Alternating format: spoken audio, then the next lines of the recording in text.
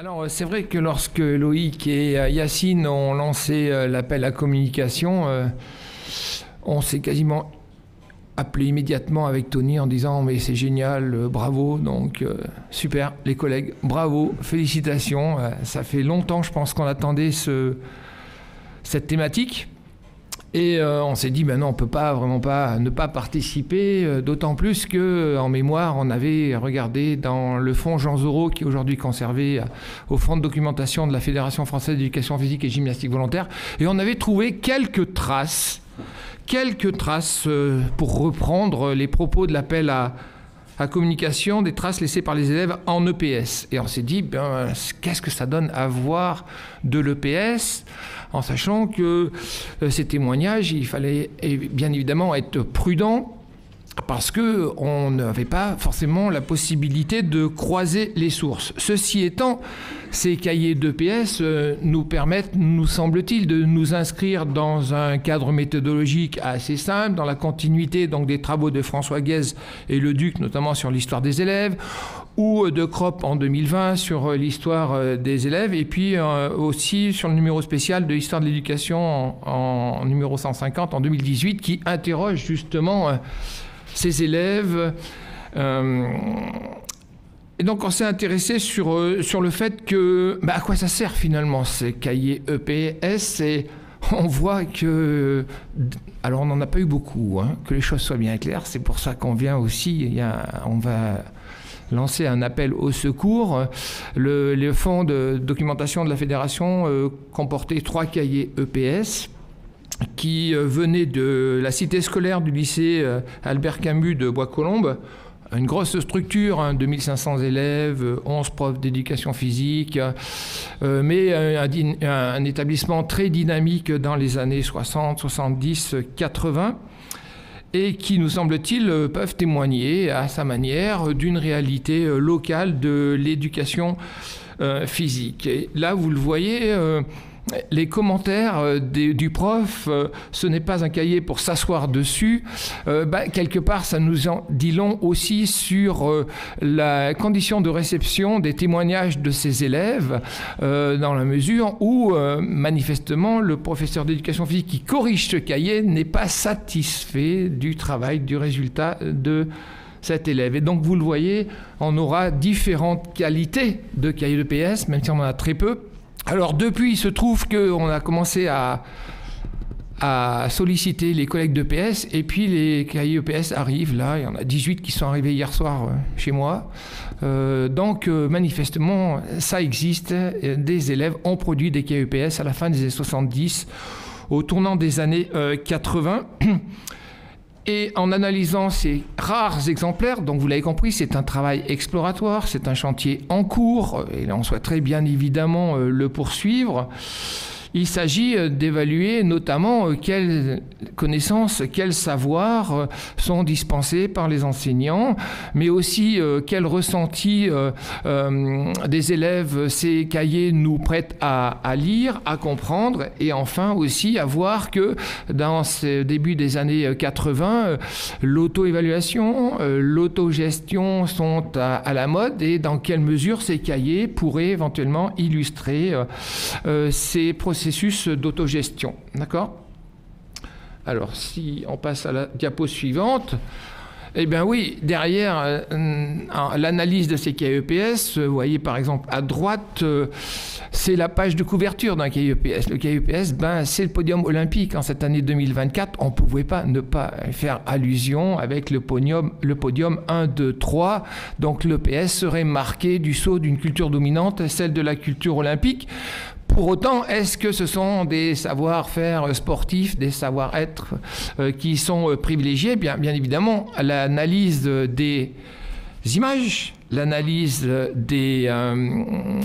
du récit, avec les fautes d'orthographe, bien évidemment, nous permettent de mieux comprendre que les enseignants d'éducation physique font des choix en matière de conception, et derrière font des choix aussi en matière de relations pédagogiques, où ils essayent effectivement pas toujours de faire du face-à-face, mais parfois du côte-à-côte. Donc ça nous permet aussi, à partir de l'analyse, le modèle je ne sais pas si on pourrait dire théorique, en tous les cas de Jean Housset sur le triangle pédagogique, on peut effectivement réfléchir de ce que sont les relations pédagogiques à travers ces cahiers et surtout ces témoignages d'élèves pour savoir finalement quelle place occupe l'enseignant, quelle place occupe l'élève dans les conceptions d'apprentissage, dans la réussite des élèves.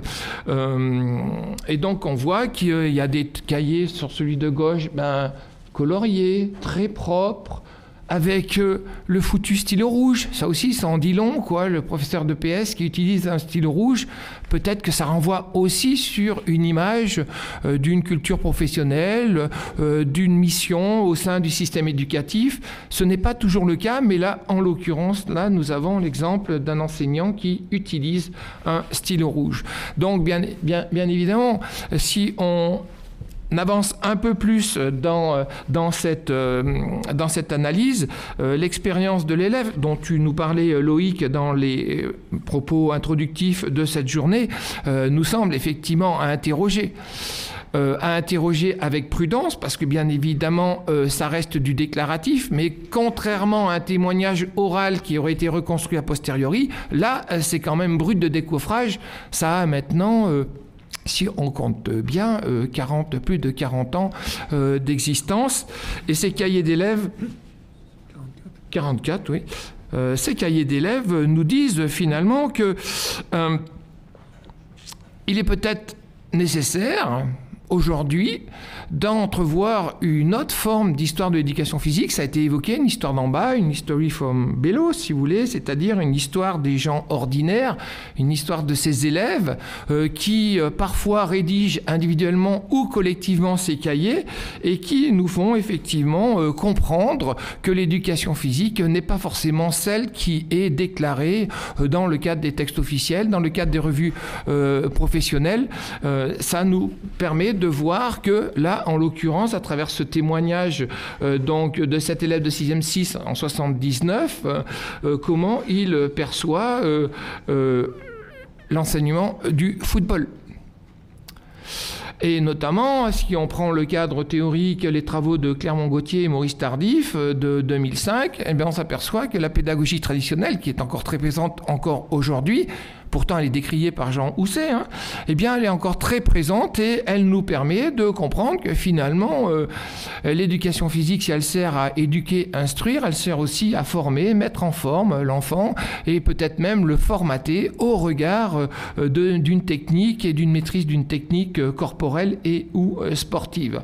On voit que finalement l'enfant n'est pas au centre, c'est véritablement le modèle du champion que l'on retrouve à travers les photographies, c'est-à-dire que dans les cahiers, les élèves vont découper des journaux, de la presse spécialisée pour illustrer leurs leçons, leurs séances d'éducation physique de l'époque. Et finalement, on voit que derrière, il y a peut-être une motivation extrinsèque qui les guide, c'est-à-dire que finalement, c'est peut-être pas une éducation physique pensée par et pour les élèves, mais c'est peut-être davantage une éducation physique pensée par les enseignants qui ordonnent une certaine forme d'éducation physique, sinon de motricité. On le retrouve ici, alors je ne pouvais pas ne pas parler dans cet amphi qui porte le nom de Pierre Arnaud, qui effectivement a travaillé longtemps, pendant plusieurs années, sinon plusieurs décennies, à essayer de comprendre quels étaient les enjeux de l'enseignement de l'éducation physique. Et il nous dit en 1985, donc ça fait 40 ans maintenant, on a, nous semble-t-il, avec Tony, à l'analyse des croquis, des images, des témoignages, des récits des élèves, nous avons affaire majoritairement à un enseignement technocentré que nous comparons effectivement aux travaux de Jackie Marcenac et notamment sa thèse qu'elle soutient en 1982 sur les pratiques professionnelles, où il s'agit effectivement de privilégier un type transmissif. Alors je ne vais pas faire un cours là-dessus, vous connaissez ça sûrement très bien, les étudiants, mais vous avez un exemple ici assez caractéristiques. On pourrait aussi, mais on ne l'a pas retrouvé dans les cahiers EPS, on pourrait retrouver la question de la démonstration, la question des différents rôles. Ce n'est pas dit, mais on peut le retrouver d'une manière différente. Tony nous l'expliquera un peu plus précisément tout à l'heure. Quoi qu'il en soit, le modèle de haut niveau, à la fin des années 70, et l'EPS est toujours géré par Jeunesse et Sport. Là, on voit qu'il y a une mise en forme scolaire de l'éducation physique à partir d'un modèle particulier, celui qui privilégie une culture technique, sinon sportive, et qui est interrogé déjà en 1975 par André Roche dans cette revue Esprit numéro 75, où finalement on pourrait peut-être confondre l'enseignant d'éducation physique et l'entraîneur. Du reste, on ne l'a pas trouvé dans les cahiers, mais peut-être que nous le trouverons dans les cahiers, dans d'autres sources écrites. Chaque fois, effectivement, on nous parle d'un cahier d'éducation physique et sportif, on ne parle pas de cahier de sport. Donc là aussi, peut-être qu'il y a un message à entendre en quoi les élèves sont en mesure de distinguer l'éducation physique et sportive du sport. Ce que l'on sait, c'est que bien évidemment, ces cahiers traduisent un effort de didactisation qui n'est pas apparu dans les années 80. Bien évidemment, cet effort de didactisation, d'aller chercher un objet culturel, ici en l'occurrence le volleyball, mais on pourrait prendre l'exemple de la diapositive précédente du football, où vous aurez d'autres exemples d'expression corporelle, etc., etc. On va chercher un objet culturel et ensuite on cherche. Le 11, c'est bien évidemment l'enseignant d'éducation physique, cherche à transmettre les éléments de cette culture sportive au point de se présenter comme un passeur culturel au sens de Jean-Michel Zakhartchouk, c'est-à-dire quelqu'un qui va diffuser aux générations futures des normes et valeurs de la société du moment, de la société de cette époque. Donc, je vais me rapprocher de Jean. Donc, culture technique, comme vient de dire Jean, certes. On va y arriver. Voilà. Donc, du coup, on est revenu sur notre diapo.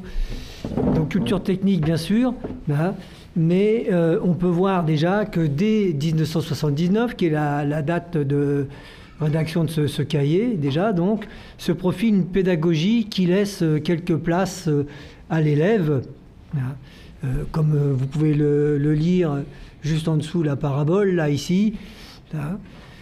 Donc, on nous laisse libre.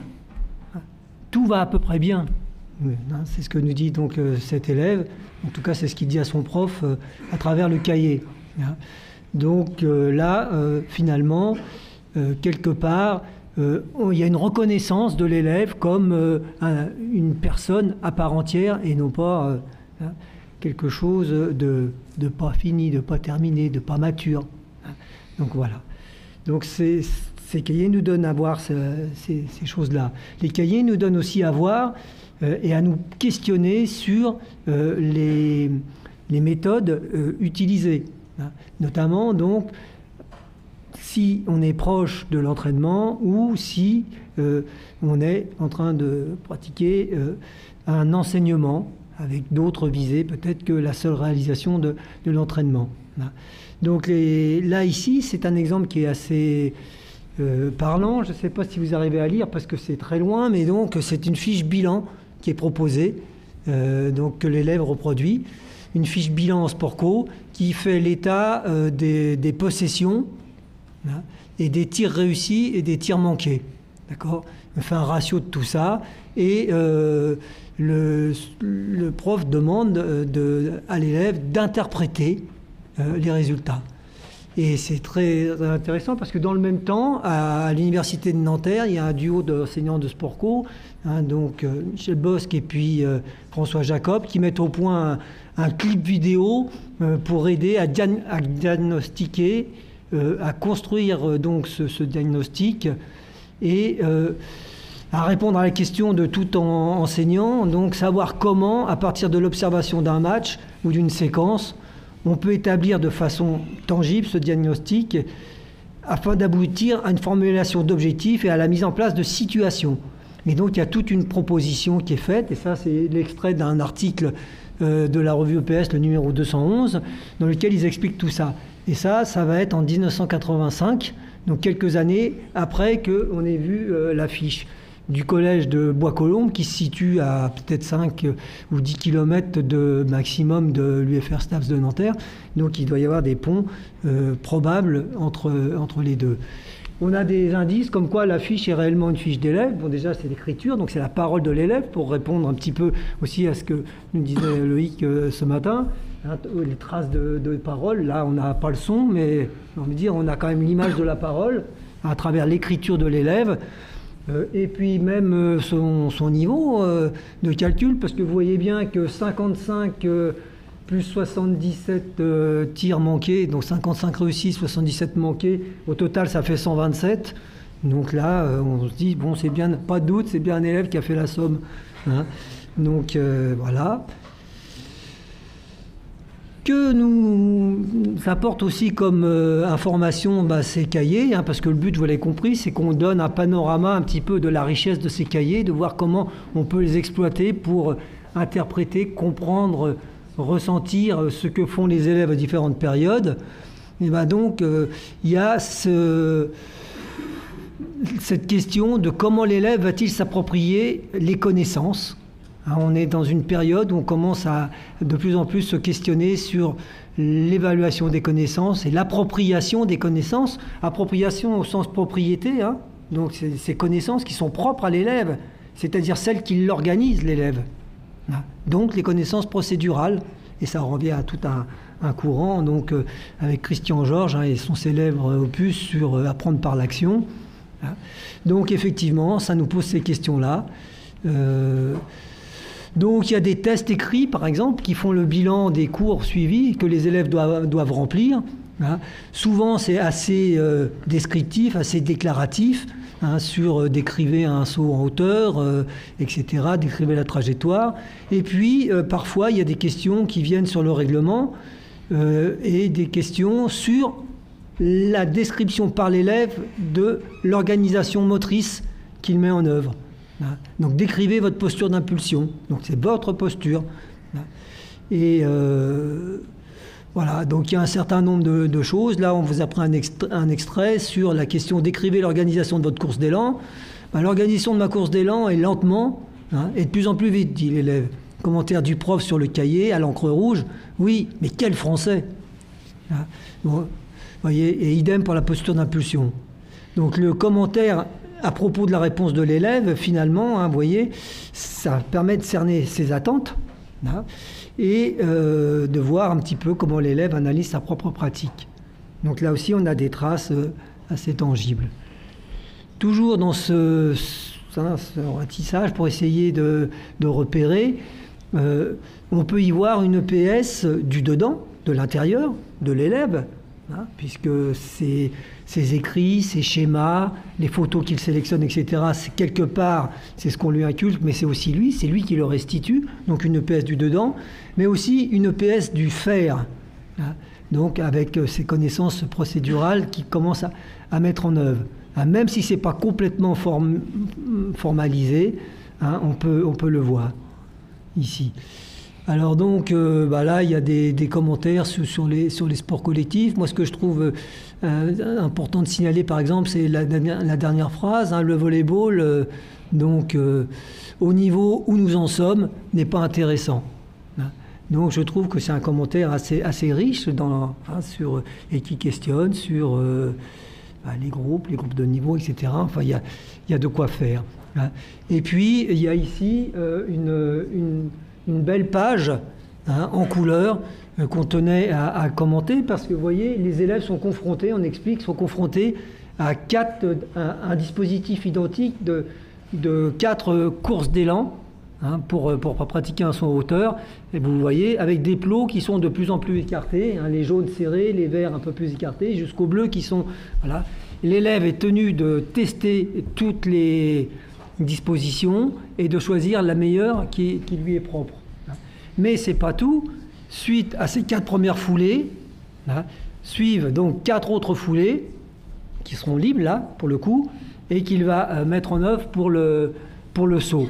Et là, il y a vraiment, à travers ces intervalles, quelque chose qui renvoie quelque part à le système de repérage Dans un premier temps, on donne des repères donc exocentrés qui sont en dehors de la pratique hein, de l'élève, de lui-même, les plots de couleurs, en espérant qu'il intègre quelque chose au niveau sensoriel pour pouvoir immédiatement, dans la foulée, comme là c'est le cas de le dire, hein, enchaîner sur les 4 appuis suivants, hein, donc pour développer une mémoire sensorielle immédiate. Donc là, on est bien hein, dans des situations qui engagent les connaissances procédurales des élèves. J'ai encore un petit peu de temps. On a 20 minutes.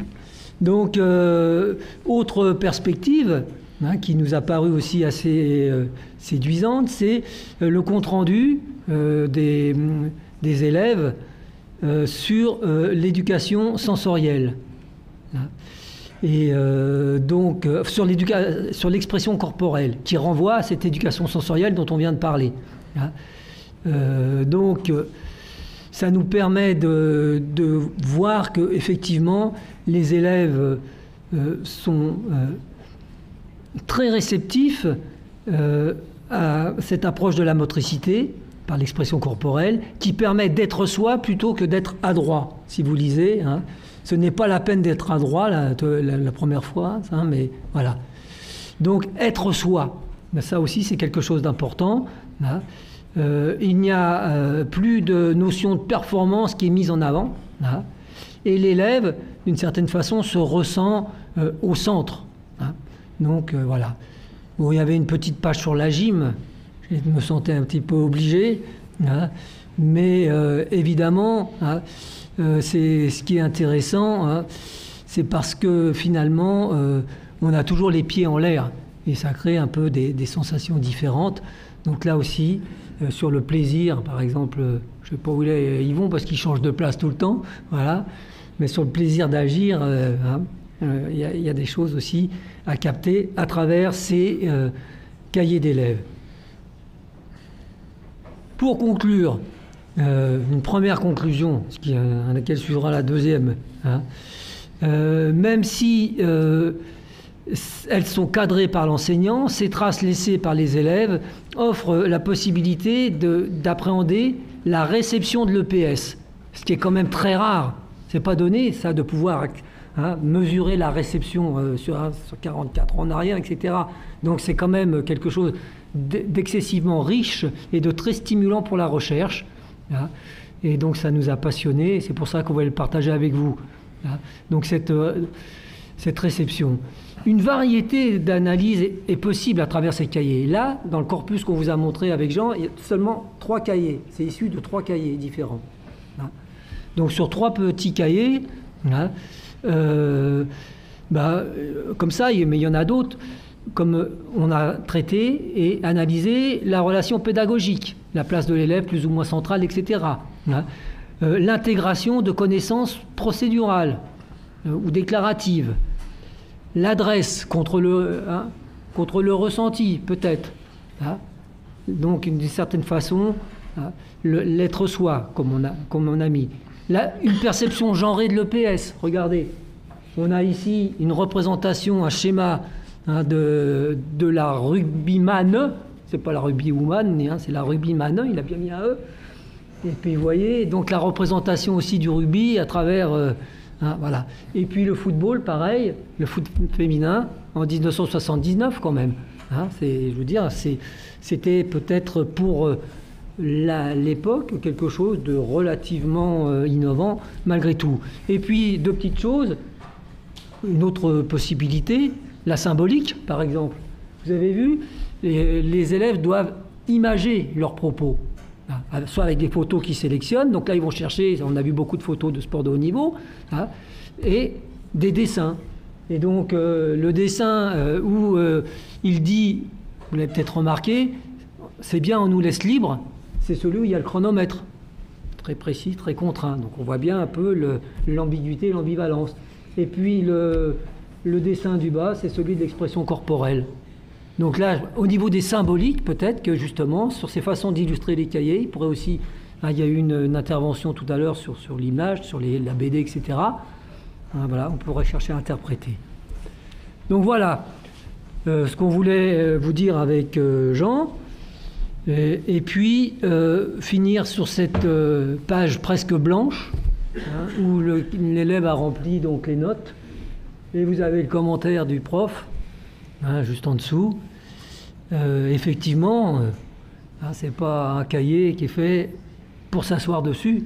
Hein. Il y a beaucoup de choses à faire avec les cahiers d'EPS, et nous comptons bien poursuivre un petit peu les choses en essayant d'organiser donc une collecte. Hein, Jean, je peux peut-être prendre le relais, mais hein, on en a parlé avec les organisateurs.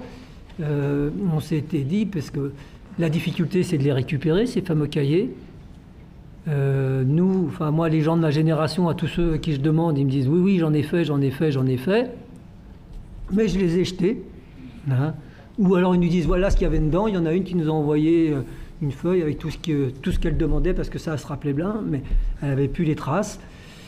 Donc l'idée, ce serait, cette richesse-là nous donne envie d'organiser une grande collecte, hein, qui pourrait être coordonnée donc, autour de Jean et puis les organisateurs ici et puis moi-même de ces cahiers, hein, pour ensuite après essayer de valoriser tout ça, mais de ne pas laisser perdre ces trésors dormants, hein, qu'on peut retrouver. La preuve, c'est qu'en en parlant depuis qu'on avait terminé, déjà 18 sont rentrés, et voilà. Donc là, c'est la question qui est en débat. Donc si vous avez des cahiers chez vous, n'hésitez pas. Jean, si tu veux rajouter des choses. Non, effectivement, vous l'avez compris, la réflexion n'est pas aboutie, elle est loin d'être aboutie, c'est un début de chantier. Nous, ce que l'on constate, c'est quand on interroge les collègues en poste ou à la retraite, certains confondent. Et on leur dit, nous, on serait intéressés par les témoignages d'élèves, les cahiers d'EPS, et ils nous répondent, ah oui, mais moi j'en ai fait des cahiers EPS. Et donc là, c'est pas du tout la même logique. C'est-à-dire que dans les années 70, 80, les enseignants d'éducation physique ont éprouvé le besoin de mettre sur papier leur PrEP, leur préparation de séance, leur projet de cycle, etc., remplir le cahier de texte comme on ordonnait aux autres enseignants de le faire. Nous, cet aspect-là nous intéresse beaucoup moins, parce que ce qui nous intéresse, c'est justement l'EPS des élèves, quoi. L'EPS d'en bas, et voir comment ils vivent cet EPS qu'on leur impose, ou alors que l'on co-construit, que l'enseignant co-construit avec eux. Il y aurait une autre piste qui serait peut-être intéressante de creuser, c'est que là, on a principalement des témoignages de collégiens, de collégiennes, mais dans les années 80, avec l'apparition de l'obligation d'évaluer des connaissances en éducation physique, certains enseignants d'éducation physique ont demandé aux élèves de produire soit des cahiers EPS, soit des dissertations. Parfois, ils ont fait des QCM. Nous, ce qui nous intéresse, ce n'est pas la nature du QCM qui est intéressante, c'est lorsque les enseignants ont laissé la possibilité aux élèves de construire leur propre cahier EPS, finalement, c'est qu'est-ce que ça nous donne à voir de l'EPS qu'ils ont réellement vécu et non pas supposé. Alors, par exemple, on a un témoignage, ça répondra peut-être à l'intervention sur les dispenses et les inaptitudes. Eh bien, lorsqu'il y a un élève à un moment donné qui dit « s'être cassé la jambe », ben, il n'est pas venu en éducation physique. Et donc là aussi, on pourrait interroger dans quelle mesure cet élève, au début des années 80, peut-être sans dispense, peut-être est-il dispensé par l'enseignant. En tous les cas, ça dit aussi des choix que sont faits par les enseignants, parce qu'on s'aperçoit aussi que des élèves inaptes, après 1989, on ne parle plus de dispense en EPS, mais d'inaptitude. Eh bien, que fait-on des inaptes partiels, totaux? Est-ce qu'on les envoie en perme, en permanence, ou au contraire, est-ce qu'on les associe aux apprentissages de leurs copains, leurs copines de classe? Donc, il nous semble que là, il y a un vrai matériau tout à fait original qui nous semble être sincère, c'est du déclaratif, ça passe par l'écriture, ça passe par le dessin. Et il nous semble, peut-être à tort, que finalement, cette mémoire, elle est un peu moins déformée parce que, justement, elle passe par ce substrat qui est le cahier EPS. Voilà un peu où nous en sommes pour l'instant.